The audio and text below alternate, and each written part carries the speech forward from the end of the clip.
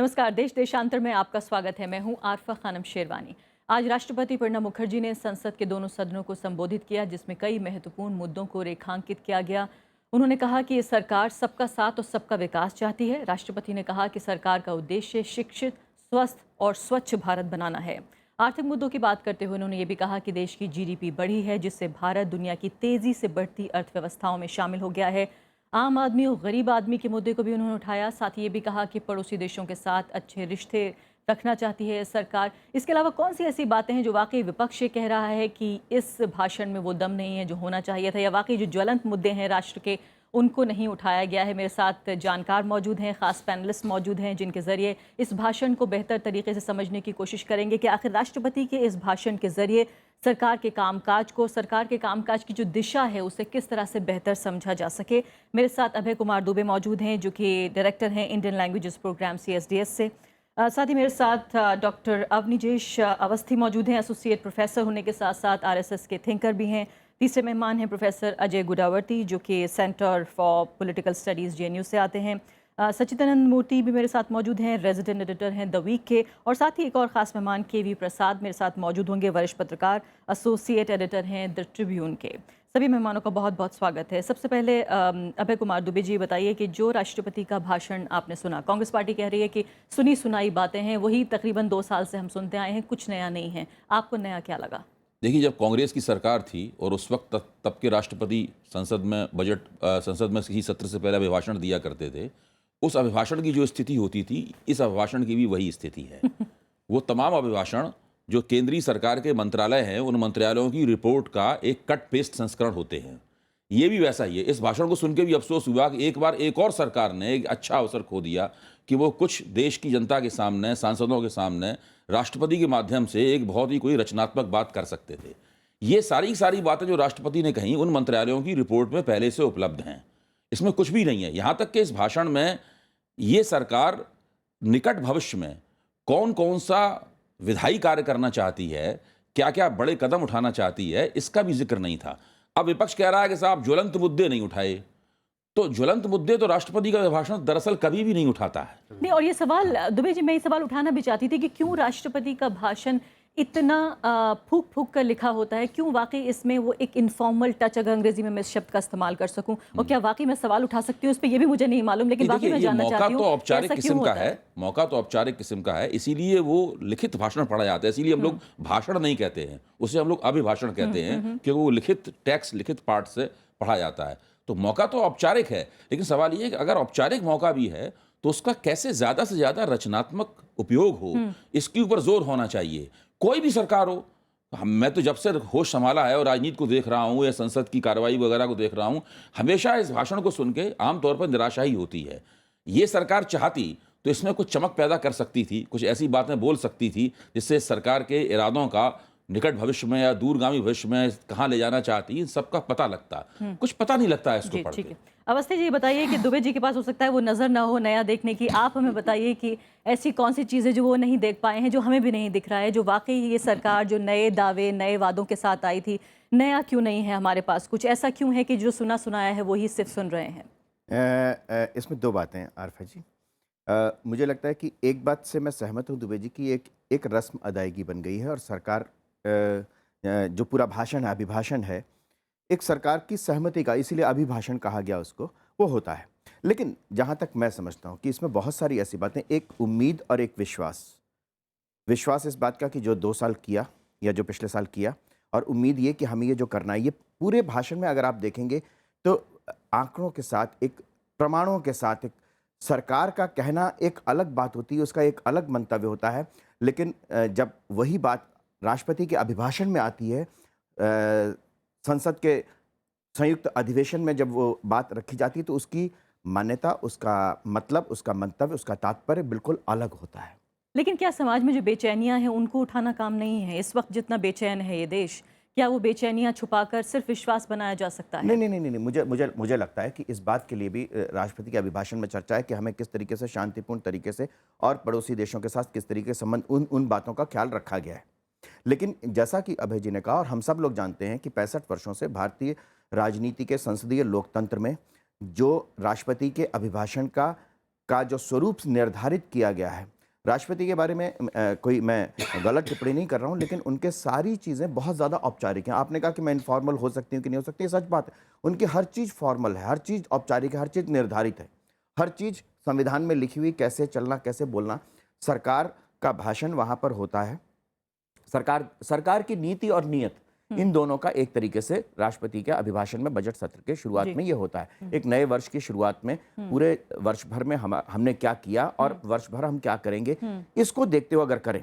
अगर gas subsidy का भी उल्लेख होता है तो मुझे लगता है कि ये एक बहुत बड़ा वॉलेंटरी जो लोगों ने किया, ये देश के सरकार के साथ जनता किस हद तक जुड़ी हुई है, ये बहुत बड़ा मुद्दा है। कुछ लोगों को लगता होगा कि 125 करोड़ में 60 लाख कुछ नहीं है, लेकिन वो 60 लाख की संख्या 60 लाख की नहीं, सवाल इस बात का कि एक व्यक्ति अपील करता है, देश का प्रधानमंत्री, और 60 लाख लोग स्वेच्छा से अब उस सब्सिडी को छोड़ते हैं, जिसके बाद पिछले 60 साल से लगा रहा है कितनी सब्सिडी होनी चाहिए, नहीं होनी चाहिए, उसके राजकोषीय घाटा उसकी वजह से प्रभावित होता है। एक छोटा सा मुद्दा है, लेकिन इस मुद्दे को अगर अभिभाषण में, ये एक शुरुआत है, ठीक है, किस तरीके से देश की जनता का सरकार के साथ संबंध है जीवंत, ये इस भाषण में जरूर नजर आता है। प्रोफेसर गुड्डावर्ती, ये बताइए कि उनको लग रहा है कि विश्वास बनाने का काम है, एक तरह से जनता को ये बताना कि सब कुछ ठीक है, सरकार ने जो काम करा है उसमें राष्ट्रपति का विश्वास है। ये मुझे बताइए कि ये गरीबों की सरकार है, मेरी सरकार वंचितों की सरकार है, मेरी सरकार उस आदमी की सरकार है जो आखिरी पायदान पे खड़ा है, क्या नीतियां भी इस ओर इंगित करती हैं या सिर्फ रेटरिक है? ये तो बहुत क्लियर है अरफा कि गवर्नमेंट का मूड जो है प्रेसिडेंट का स्पीच में इट गेट्स रिफ्लेक्टेड। और मेरा समझ जहाँ तक है कि government has reduced governance to perception management, कि आप एक परसेप्शन मैनेजमेंट अगर इसमें सक्सेसफुल हो जाते तो उसको पॉलिसी के लिंक, लेकिन क्या वो मैनेज हो पा रहा है? परसेप्शन भी मैनेज हो पा रहा है क्या? मैनेज हो नहीं पा रहा। लेकिन प्रेसिडेंट का आप ये बेसिक स्लोगन देख लीजिए जिन्होंने दिया है कि स्वस्थ, शिक्षित और स्वच्छ भारत। शिक्षित में 3000 करोड़ से कट फॉर हायर एजुकेशन। स्वच्छ हेल्थ, स्वच्छ भारत में उसमें आपने हेल्थ का जीडीपी में कुछ बढ़ाव नहीं किया। चाइना का आपका 3% है, बांग्लादेश का आपका कंट्री से ज़्यादा, आपका below 1%। Without any increase in the GDP and budget, you are just giving a slogan. नहीं, फिर दुनिया की अर्थव्यवस्थाओं में कैसे शामिल हो गए, कैसे जीडीपी बढ़ी? कोई आंकड़ा तो दिया नहीं उन्होंने हमारे साथ। कुछ क्लियर आंकड़ा है नहीं कि हमारा तो अभी तो 5 to 6% ग्रोथ है। लेकिन एक आंकड़ा जरूर दिया जिसमें बात करना चाहती हूँ। उन्होंने कहा कि मेक इन इंडिया जो इनिशिएटिव है उससे 39% जो है वो इजाफा हुआ है एफडीआई इनफ्लो में। लेकिन उसमें इकोनॉमिक्स में बहुत सारा चर्चा है कि what is this inflow, is it a financial inflow और is it a capital inflow. इसमें economists are differing a lot with these government figures. Most of the government figures, all leading economists in the country have difference, and none of this investments is going in any infrastructure creation. So इसमें बहुत सारा, so I think the basic data itself is being contested by many economists. Therefore, we have to see that what are the concrete policies. अभी जो आप बात उठाए गरीबों का, MNRG policy, this government, the first thing it did after coming to power, it restricted to 200 districts. अब कह रहे हैं कि गरीबों का, ऐसा कौन सा पॉलिसी है जो गरीबों के लिए आपने बनाया? पहले यूपीए सरकार में आप देख ले तो series of policies we can show. MNRG है, राइट टू फूड बिल है, कम्युनल वायलेंस बिल है, स्ट्रीट वेंडर्स बिल है, series of policies you can show. Tell me one new policy this government has announced which is pro poor, one policy. जी, बहुत बड़ा सवाल है ये, और मैं चाहती हूँ कि इस सवाल का जवाब आप स्थिति जी हैं, लेकिन दो मेरे साथ मेहमान हैं, उनसे बातचीत कर लेते हैं। मोती जी, बताइए कि फिलहाल ये भी बताया गया है, जो दावा है उसमें ये बताया गया है कि जो इन्फ्लेशन है, महंगाई है, फिस्कल डेफिसिट है और करंट अकाउंट डेफिसिट है, ये तीनों जो हैं वो घटे हैं। एक ये दावा है। दूसरी बात ये है कि जो फॉरेन एक्सचेंज रिजर्व है वो अब तक 2015 में अब तक का सबसे ज़्यादा है, सबसे हाईएस्ट है। इन दोनों बातों को से आपकी सहमति है? नहीं, ये तो जो ग्लोबल इकोनॉमिक सिचुएशन जैसे हैं, आपको कितनी ऑयल प्राइसेस गिरे हैं पिछले 2 साल में, तो इसलिए आपका जो फॉरेन एक्सचेंज रिजर्व्स हो और फिजिकल डिफिसिट पर इसका असर पड़ा है।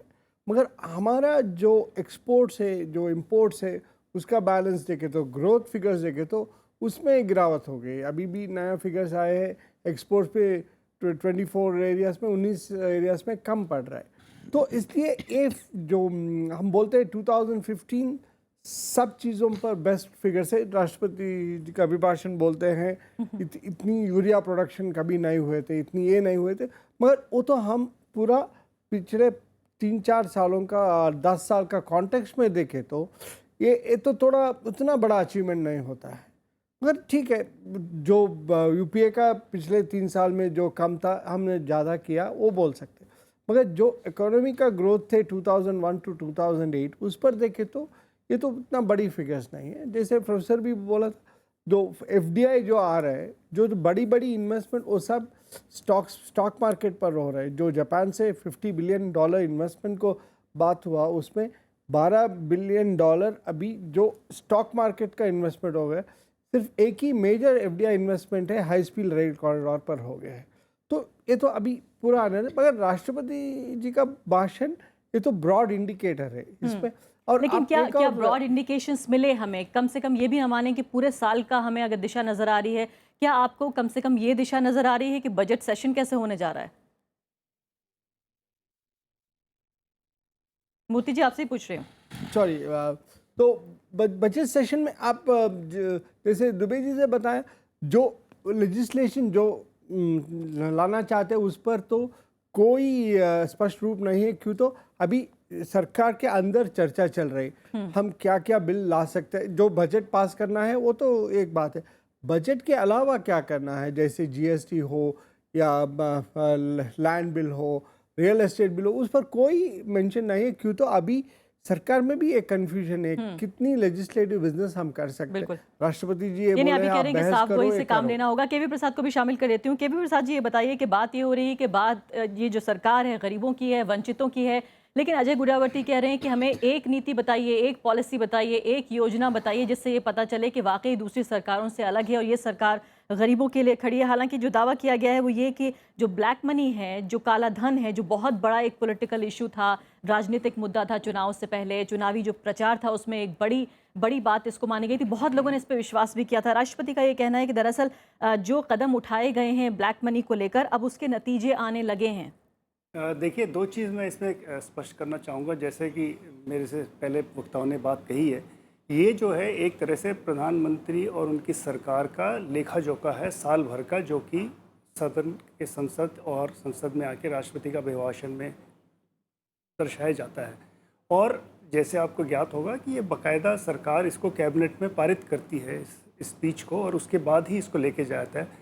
15 अगस्त और 26 जनवरी के पूर्व संध्या पे जब राष्ट्रपति जी का भाषण होता है देश को, वो उनका अपना होता है, उनकी निजी राय होती है।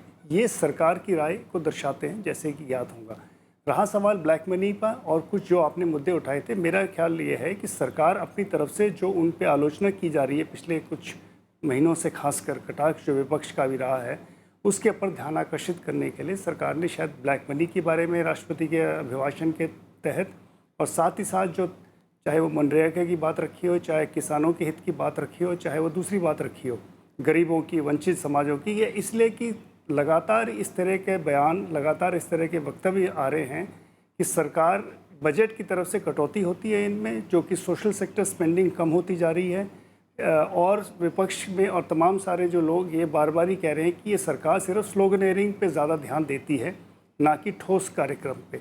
तो शायद कुछ मुद्दों पे सरकार की तरफ से जो बात रखी गई है, खासकर अगर आप पावर सेक्टर की बात करें, ऊर्जा के ऊपर सरकार की तरफ से जो बयान राष्ट्रपति के अभिभाषण में रहा है, कोयले के ऊपर उन्होंने अपनी बात रखी है, तो कुछ इस तरह बिंदुओं पे शायद सरकार ध्यान आकर्षित करना चाहती है कि ऐसा नहीं है कि कोई काम नहीं हुआ। कुछ कार्यों पे स्पेक्ट्रम की नीलामी को लेकर बात रखी गई थी, तो कुछ जो उनको लगता है आर्थिक प्रगति की और जो सक्रिय कार्यक्रम सरकार ने किए हैं, उसका कहीं ना कहीं परिणाम निकल रहा है। चाहे वो है या नहीं है, ये एक परसेप्शन की बात है जो अजय गुरुवर्ती साहब ने भी कही है, और परसेप्शन पॉलिटिक्स में बहुत बड़ी चीज़ होती है, ये आप भी जानते हो और सब पैनलिस्ट समझते हैं।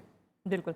अभय कुमार दुबे, ये बताइए कि अभी कुछ दिनों पहले ही, 2 दिन पहले ही प्रधानमंत्री ने खुद कहा कि कुछ NGOs, कुछ गैर सरकारी संस्थाएं उनके खिलाफ साजिश कर रही हैं। बात ये हो रही है कि सोशल सेक्टर को इतनी तवज्जो, उतना ध्यान नहीं दे रही है सरकार जो शायद पिछली सरकार दे रही थी। हालांकि इस पर भी सवाल उठाए जा सकते हैं। क्या ये दोनों रिलेटेड हैं, क्या संबंधित हैं ये दोनों चीज़ें? देखिए, मुझे तो नरेंद्र मोदी का वो भाषण सुनकर थोड़ा सा आश्चर्य हुआ। आश्चर्य इसलिए हुआ कि मुझे मोदी जी से ये उम्मीद नहीं थी कि वो ऐसा कहेंगे। ये तो इंदिरा गांधी की भाषा है। आपको ध्यान होगा कि इंदिरा गांधी ने 70 के दशक में जब उनकी सरकार का आखिरी दौर चल रहा था और उसके बाद 80 के दशक में भी आई, तो वो बार बार कहती थी कि मेरे खिलाफ साजिश हो रही है, मेरे खिलाफ साजिश हो रही है, सब लोग मेरे खिलाफ जो है वो एकजुट हो रहे हैं। तो बिल्कुल मुझे वही याद आ गया पूरी तरीके से। जहाँ तक सवाल ये है कि दूसरा प्रश्न क्या था सोशल आपका? सेक्टर की बात हाँ, हो रही है कि सोशल क्या सेक्टर वाकई आपको लगता है कि इस पे सरकार को प्राथमिकताओं बहुत में ज़्यादा शामिल नहीं है? आलोचना झेलनी पड़ी है। जैसा भी प्रोफेसर गुडावर्ती ने कहा भी, इसी की वजह से सरकार की छवि बनती है कि वो गरीब विरोधी है, कि वो सारा कुछ पैसे वाले लोग हैं, ये कारपोरेट परस्त सरकार है। ये छवि इसीलिए बनती है। अब सवाल ये है कि इस छवि को आप दूर कैसे करेंगे? इसके लिए आप अचानक तो सोशल सेक्टर पे बहुत ज़्यादा खर्चा बढ़ा नहीं सकते। तो अब ये अरुण जेटली को बहुत एक नाजुक किस्म का काम, ऐसा संतुलन करना है जिसमें वो दिखा पाएँ कि भाई हमारी सरकार जितनी कारपोरेट परस्त समझी जाती है उतनी नहीं है, जबकि इसमें कुछ गरीब लोगों के भी सरोकार इसके साथ हैं। अब कितना वो दिखाएंगे, कितना वो दिखेगा, कितना समझ में आएगा, कितना वास्तव में जो वंचित लोग हैं, गरीब लोग हैं, उन तक वो चीज़ें पहुंचेंगी, नहीं, मोटे ये सब तौर भविष्य की पर बात मोटे है। तौर पर राजनीति को थोड़ा सा अलग भी कर दें तो ये बताइए कि क्या आर्थिक नीति क्या नजर आती है, क्या दिशा है इस सरकार की, क्या अलग है इस सरकार में? ये सरकार कांग्रेस सरकार से केवल एक मायने में अलग है कि कांग्रेस सरकार ने कुछ गरीब परस्त लगने वाले कुछ कार्यक्रमों की घोषणा की थी। उन कार्यक्रमों को उन्होंने ठीक से लागू किया नहीं। अगर वो ठीक से लागू करते तो उनका चुनाव में इतना बुरा हाल नहीं होता। ये सरकार इस तरह के कार्यक्रम घोषित करना भी उचित नहीं समझती। वो कांग्रेस जो दिखावा करती थी, मैं ये कहूंगा कि ये सरकार इस मामले में बिल्कुल साफ है। वो गरीब समर्थक होने का दिखावा करने के लिए भी तैयार नहीं। लेकिन कह तो रहे हैं कि सरकार वंचितों की सरकार है, आखिरी ये पायदान पे कहने जो से क्या आदमी होता खड़ा है है? उसकी सरकार है। भाई ये तो हिंदुस्तान में जब से हिंदुस्तान आजाद हुआ है तब से हर सरकार, हर व्यक्ति कह रहा है। कहने से क्या होता है? इसका कुछ ठोस रूप से सामने बजट के जो प्रावधान है उसमें समझ में आना चाहिए जी। कि भाई आप क्या कर रहे हैं। दरअसल देखिए, हिंदुस्तान की शिक्षा व्यवस्था का बिल्कुल कांग्रेस ने कबाड़ा करना शुरू किया था। मोदी सरकार ने उस कबाड़ा में पूरा योगदान किया है। पूरी जो पेडागोजी यानी जो शिक्षण पे जो प्रमुखता होती थी, पूरी तरह शिक्षा को बाजार की वस्तु बना दिया है।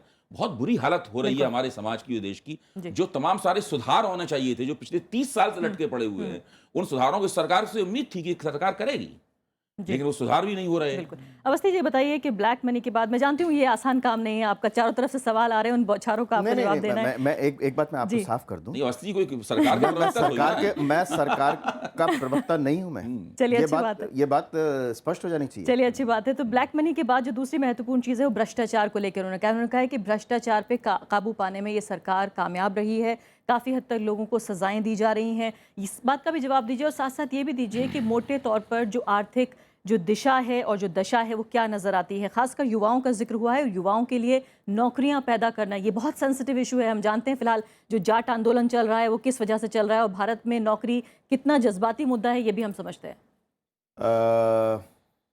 पहली बात, आपने भ्रष्टाचार की बात की है, मैं स्वयं इसका जवाब नहीं दूंगा, मैं बाकी जो पैनलिस्ट हैं। और आपने कहा कि बौछार हो रही है, तो पिछले 2 वर्षों में अगर उन्होंने कोई स्कैम, जो रोज एक नया स्कैम आता था, coal scam, rail scam, bill scam, 2G scam, लेकिन 3G दूसरे स्कैम। कार्यकाल में आया। एक सेकंड, हाँ। मैं ये कह रहा हूँ, दूसरा नहीं, मैं कह रहा हूँ पिछले कभी भी आया था ना।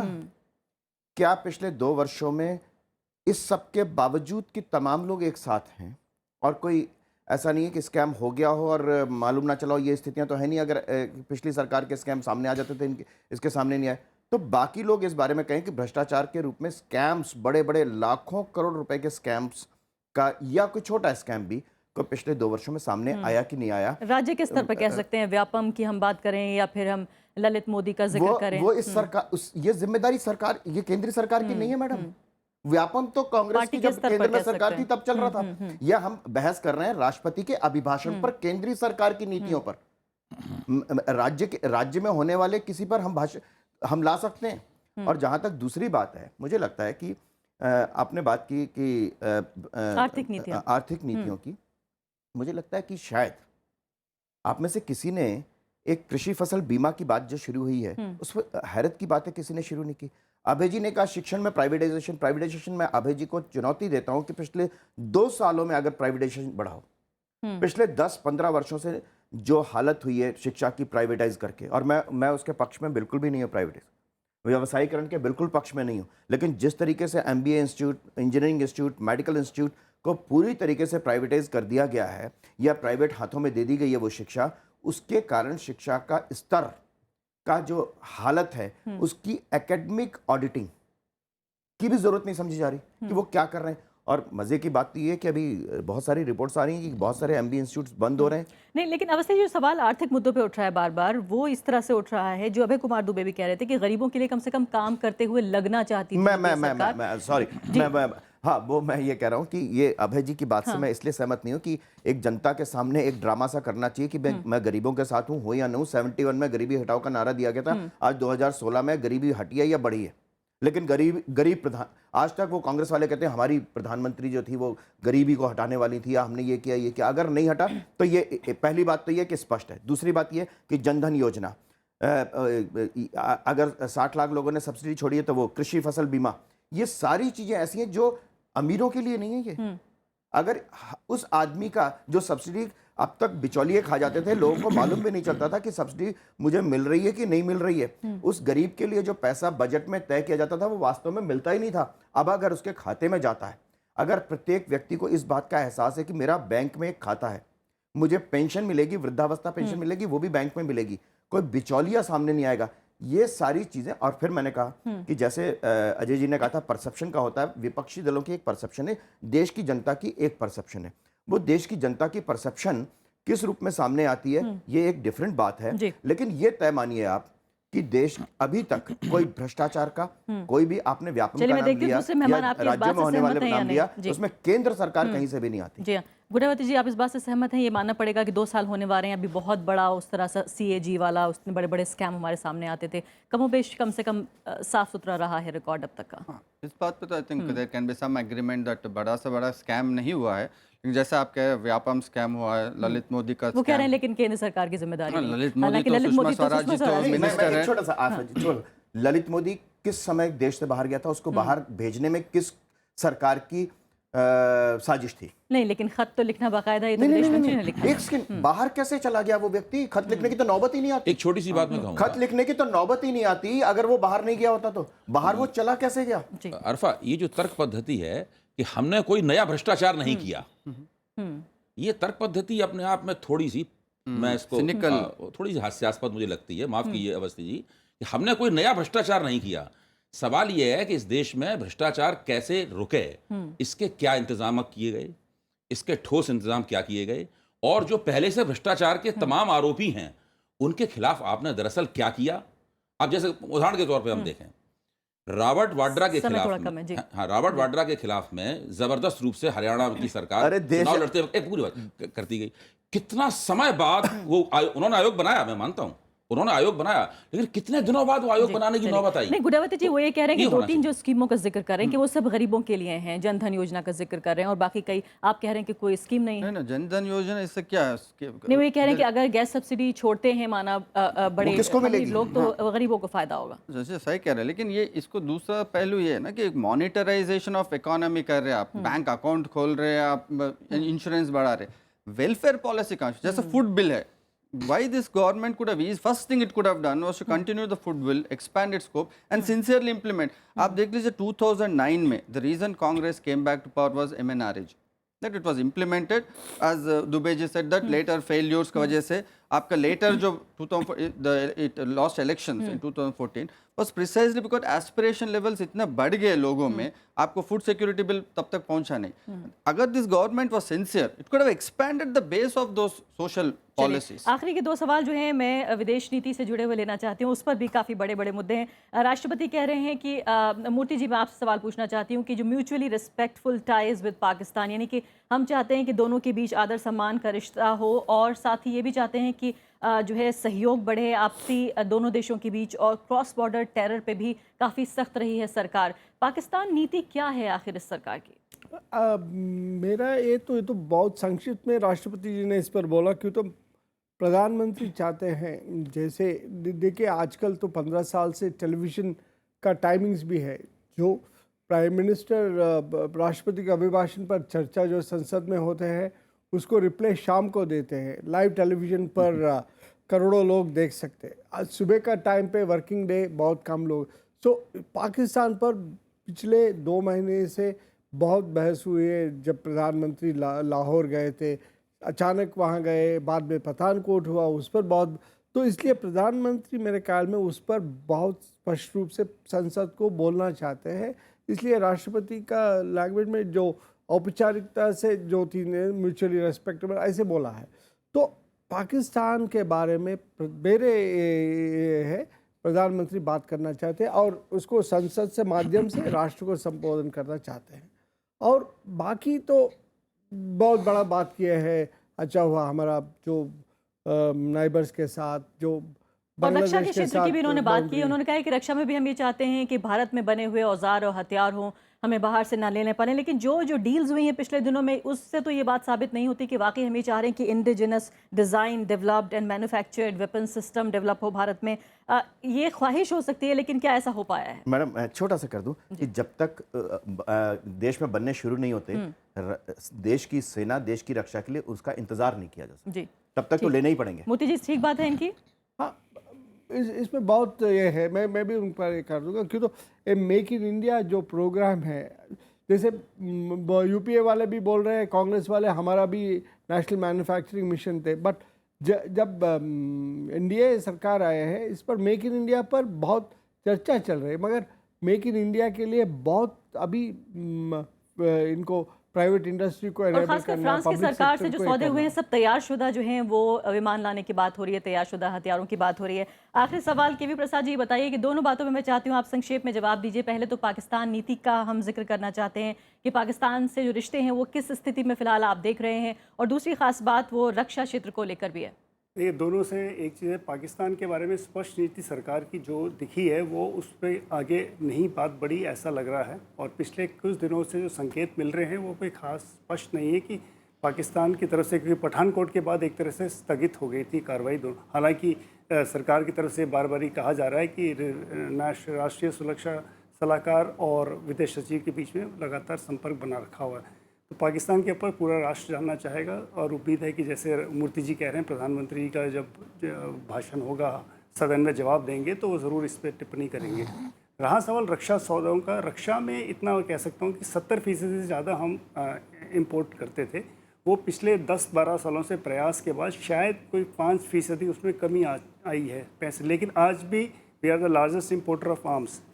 और ये भी सही है कि सरकार कोई भी हो वो रोक नहीं सकती जब सुरक्षा के लिए जो चाहिए, लेकिन ये सिर्फ नीति का ढांचे में बदलाव ही नहीं है, पूरी सोच की है, क्योंकि यहाँ पे टेक्नोलॉजी विकसित नहीं है जो विकसित चाहिए आपको, आधुनिक उपकरण जो कि सुरक्षा के लिए चाहिए। इसके लिए काफ़ी वक्त लगेगा, और उस तरफ ज़रूर कदम पिछले 10-15 साल से उठे हैं और उसी तरफ पे बढ़ रहे हैं। जी अवस्थी जी, आखिरी 10 सेकंड, मतलब आखिरी बात रैप कर दीजिए कि आप सहमत हैं पैनलिस्ट की नहीं, बात मैं पूरी तरह से ये कह रहा हूँ कि ये सरकार द्वारा पेश किया गया राष्ट्रपति का जो अभिभाषण है, अभय जी ने सही कहा कि वो सरकार बना कर देती है। मुझे लगता है कि इसमें पिछले 2 वर्षों में एक बात, और आगे के आने वाले वर्षों में एक साफ स्पष्ट नीति संतुष्ट हैं आप, और हाँ। उम्मीद और विश्वास बिल्कुल साफ साफ जी, दिखाई ठीक देता है। और मुझे लगता है कि जो अजय जी की बात से मैं सहमत नहीं हूँ कि गरीबों के लिए कुछ नहीं है। बेसिकली मुझे लगता है कि खेती, इंफ्रास्ट्रक्चर में हाईवेज, और दूसरी तरफ रक्षा उपकरणों को लेकर के बहुत स्पष्ट नीति है। अभय जी। देखिए, मेरा तो केवल यही कहना है कि इस तरह के अभिभाषण में बहुत ज्वलंत मुद्दों को नहीं लाया सकता। ज्वलंत मुद्दे ज़्यादा आ गए तो राष्ट्रपति के अभिभाषण पर धन्यवाद प्रस्ताव भी पास नहीं हो पाएगा। ठीक है, बहुत बहुत शुक्रिया। सभी मेहमानों का समय समाप्त हो चुका है। अभी के लिए फिलहाल इतना ही। नमस्कार।